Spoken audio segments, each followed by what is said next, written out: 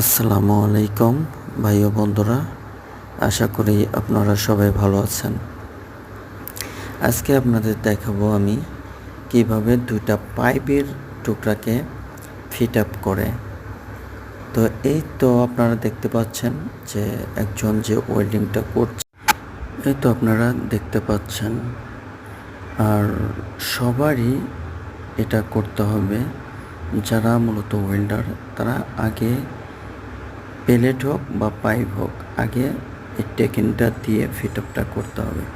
আর একটা জিনিস, যারা ওয়েল্ডিং এখনও বোঝেন না, জানেন না, আপনারা ডাইরেক্ট ওয়েল্ডিং দেখতে চাইলে আপনারা আমাদের সেন্টারে চলে আসুন। আমাদের সেন্টারটা হচ্ছে জেএটিসি ট্রেনিং সেন্টার, উত্তরা দিয়াবাড়ি।